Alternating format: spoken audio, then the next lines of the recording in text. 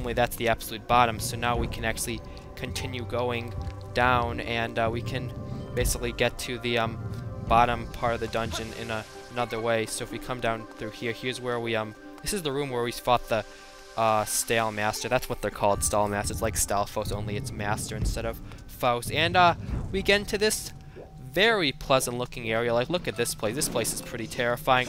We've got these like zombie bokoblins. I think they're called like cursed bokoblins. They go really slow, so they're not that hard, but they like take a lot of like damage to kill. You can finishing blow them to kill them easily, but like generally I just suggest sort of running away from them because, as I said, they're pretty slow and they don't really do that much.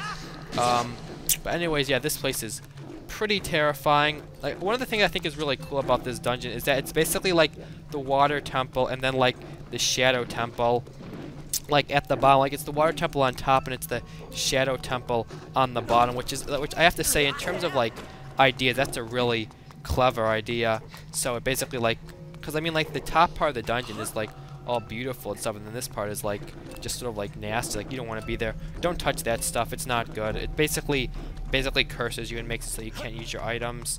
I think it does like damage to you while you're in it as well.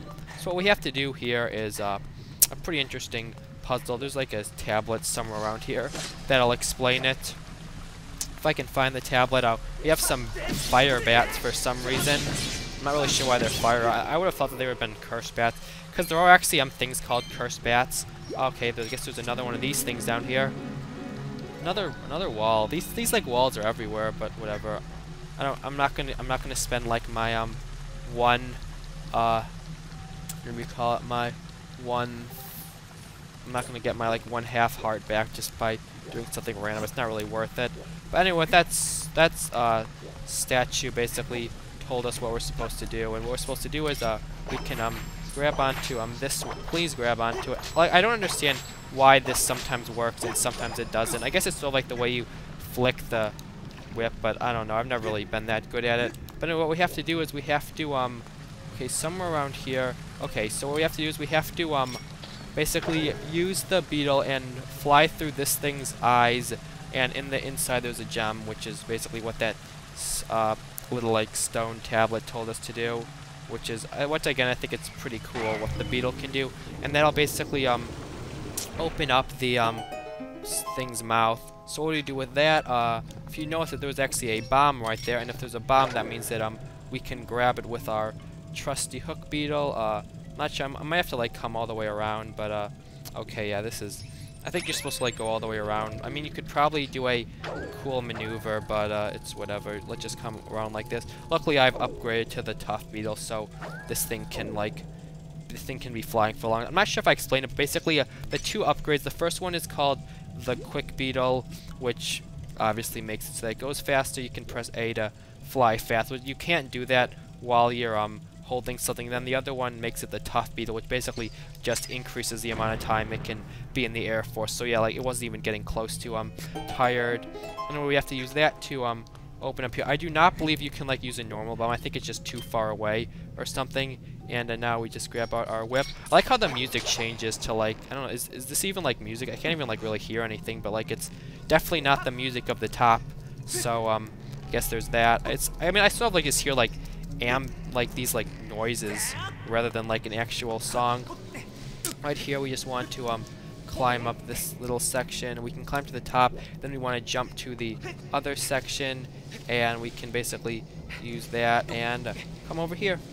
And right there, this section is basically if you like jump onto this, it's instant death, because you'll basically be thrown and then you'll hit the spikes and then you'll die, so that's not good. But luckily there was another way around, which is something I didn't know first time playing. I just kept trying, and I mean, I almost did it, and it might be possible, but it's not the intended way, so I should show off the intended way instead. If you come over up here, there is a little switch right here, and basically the switch switches the direction that this thing is moving, which is, once again, it's a really cool concept.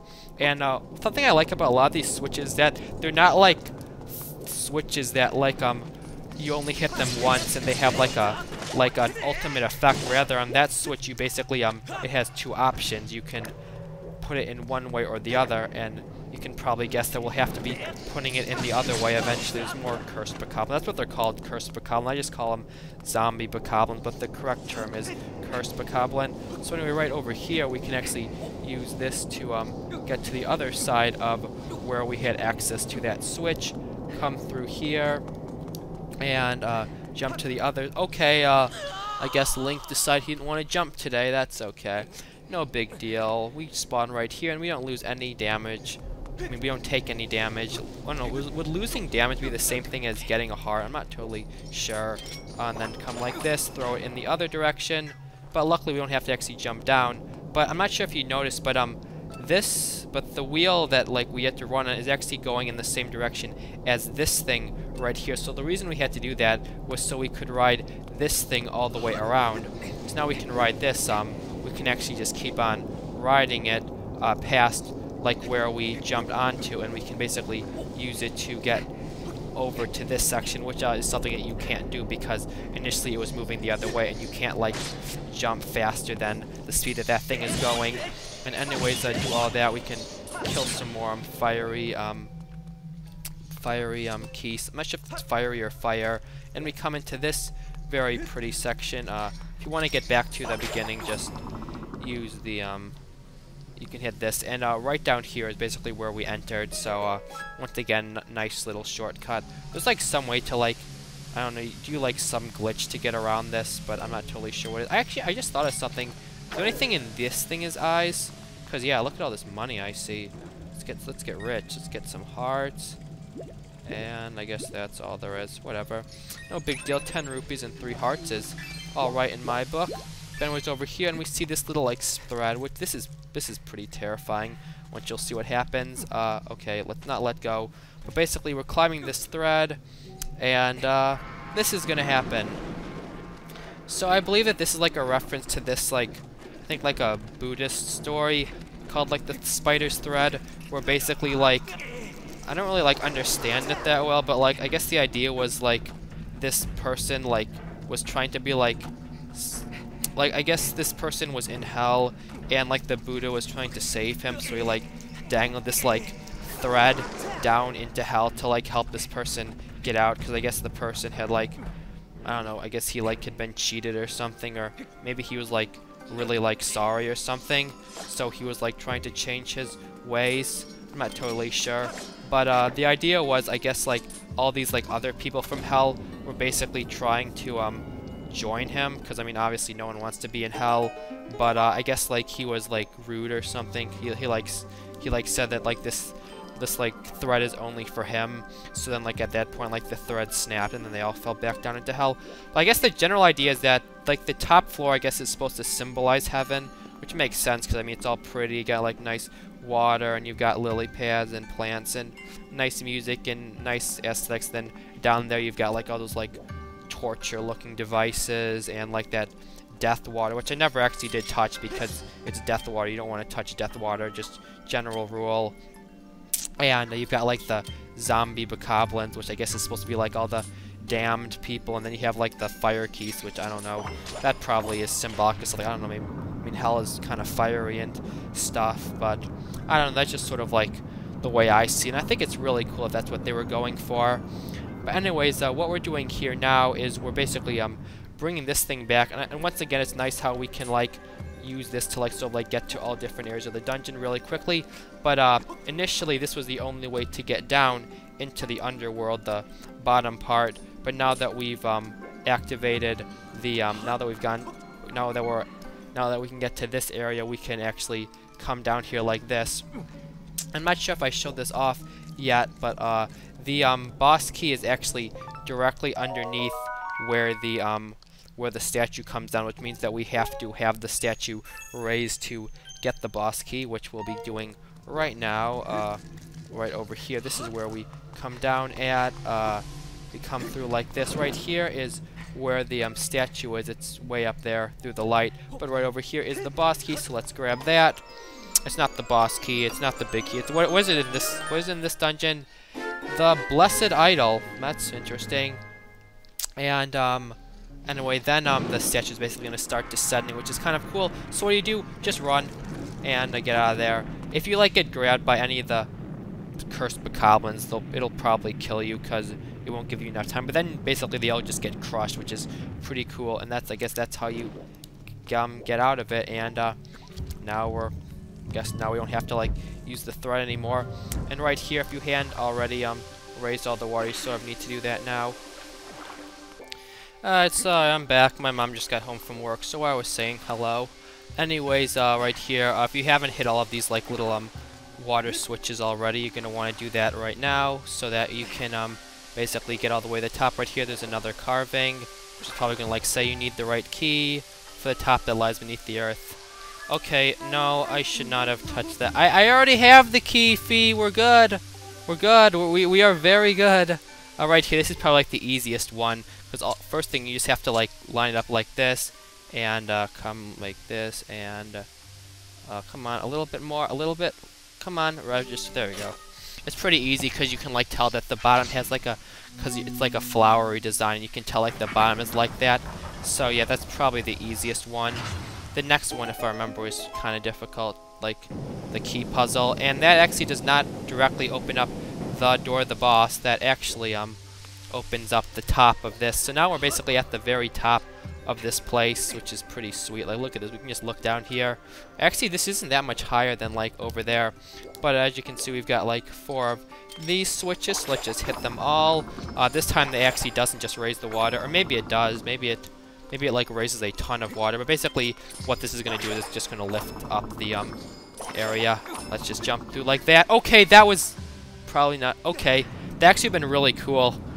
Like I almost like I don't even know. I was trying to like see if I could like if like the cutscene would register if I was in the middle, but I almost just fell all the way back to the bottom. But luckily the water caught me. So I'm not really sure where that'll put me. Anyway, that's gonna raise the Buddha statue all the way to the top and basically through the roof. Like this is raising the roof to a whole new level. But anyways, okay, that was kind of cool because it like loaded it at the bottom, but I was already at the top. But anyways, right up here, now we're in like this area. There's some like heart. I think there's like a goddess plume around here or something. Or maybe that was like maybe it's like a different treasure. Okay, maybe there isn't. Maybe I'm just hallucinating. I really thought I remember seeing it at one point, but I don't remember. Anyways, right through here is indeed the boss. So let's go and do that. The boss of this dungeon is really awesome, so I'm excited. So the door locks behind us just because it always does, and look who it is. It's Jared Leto. He's back for an encore, and he's not happy. You certainly are persistent.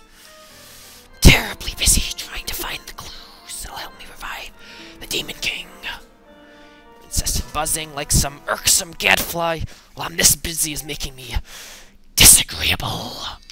And he disappears. We don't actually fight him. We fight something arguably a lot cooler. We fight this thingy, which is pretty terrifying on its own. So, okay, that is pretty interesting. That's like a transformer or something. Like, look at that thing coming together. Thing is pretty cool looking. Like, this is another thing that's sort of like a, I don't know, pretty cool design. Ancient Automaton Coloctos. Let's go. This thing is one of the coolest bosses in any Zelda game I've ever fought. Okay, get out the whip. Okay, avoid it. Rip off its arms. And that's basically the idea. You want to get close to it. Jump out of the way. If you don't get close to it, he'll like throw those like 2 little circular saw blades. Lift up your other arms, I think. Okay, I guess he doesn't do that. Wait, what is he? I think I don't have to like. Okay, here we go. There we go. Okay. Guess that's all. That's all the like hits we're getting off. Anyways, the idea is he's like using these 2 arms to cover up his weak spot. But if we basically if we rip off his first 2 arms, he'll start using these ones to attack, and then we can hit the little red section. You can actually, if you want, you can jump out of the way and rip off the other 2 arms so you can have access to it easier. But I think it's easier just to like attack him immediately. And anyway, you do that, and okay, I guess we're not on the second phase just yet. And we just do the same idea. Okay, do that. Gotcha. Rip that off. Come to the next one. So yeah, this is just really cool. The second phase is a lot cooler, but still, just like ripping off like a giant robot's arms is pretty cool. I guess I'll show off that you can like rip off these ones too, because why not? You can actually rip off them both if you do it fast enough. So now he has no protection, so let's just like spin attack, spin attack, spin attack, spin attack. Got him, got him, got him. Okay. Okay, he's done. So yeah, that's pretty cool. I do think it's nice that this boss is actually pretty smart, since he actually, you know, covers up his weak spot. I mean, until you rip off all his arms, and then he has no choice. But anyway, then this happens. He gets some legs. He locks up the weak spot with a gate, and he takes out 6 of those, like, samurai swords, I guess. So anyway, what do we do now? This. Gonna attack me? Jump out of the way. Okay, no, don't get above. No, not good. Rip. Okay, I somehow grabbed a bomb on accident. Okay, my bad. Let's try that again. So the strategy with this, just like jump out of the way, do a few backflips. Okay, this time we're gonna rip off all the arms. Come on, keep on ripping them. Okay, I guess we're only ripping off 1 today. That's fine, we only need to do 1. But anyways, as you see, he actually dropped his sword. So what do?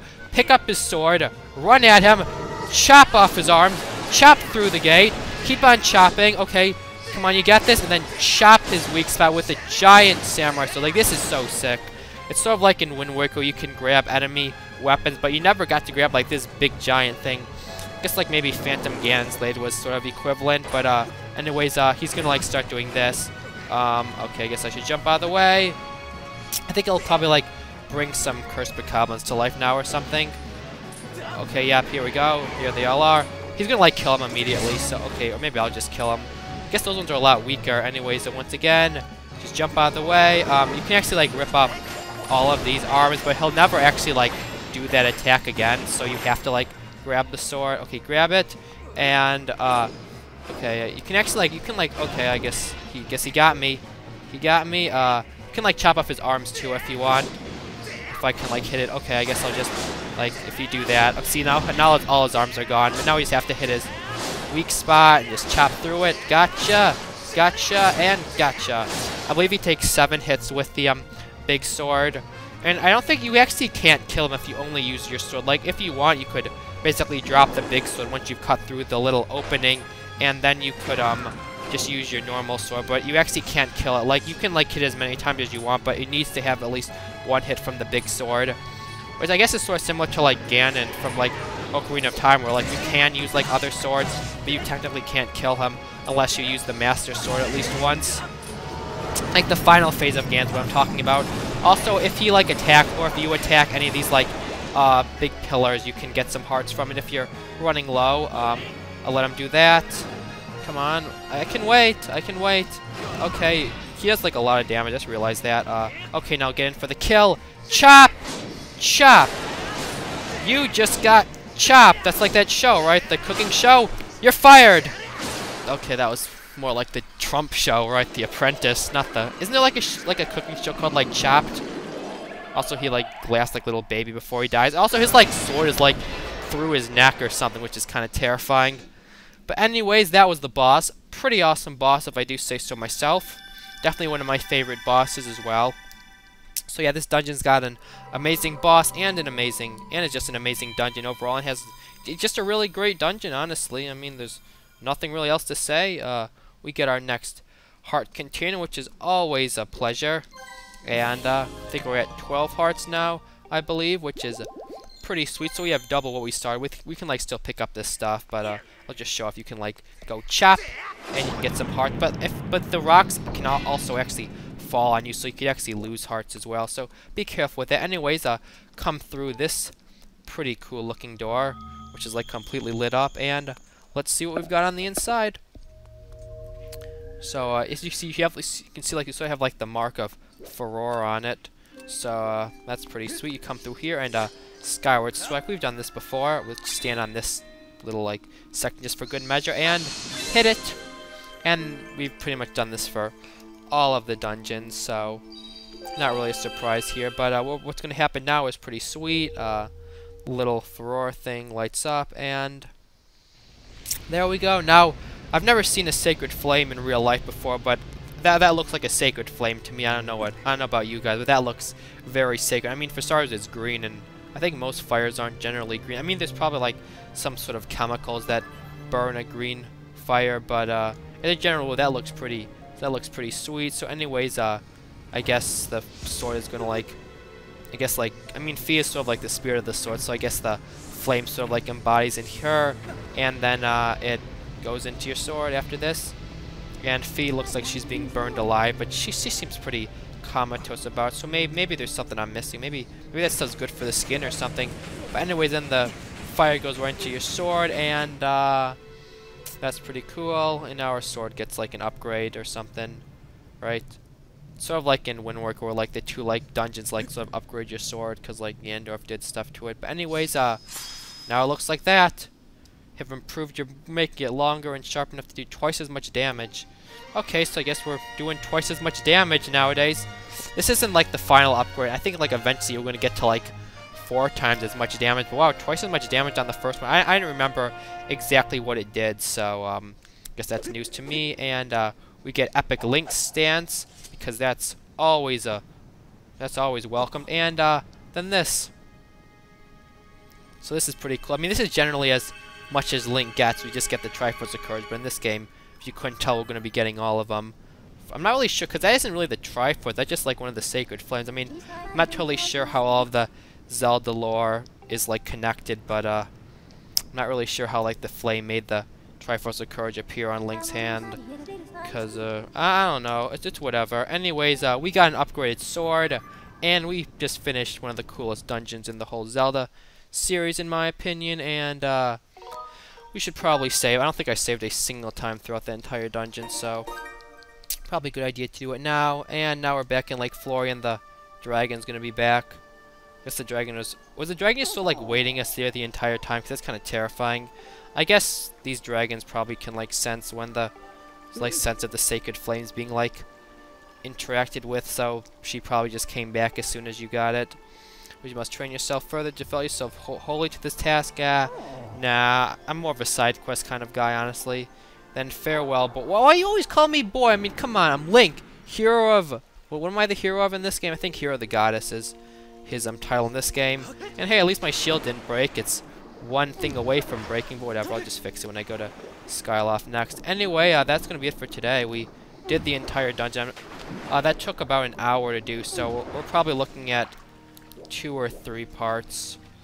I might just do 2 parts, because I mean 2 sort of longer parts, because it would be 3 like under 20-minute parts or something. I'm not sure what I'm gonna do. You guys will know by the time this is out, so I'm not even sure why I'm saying it.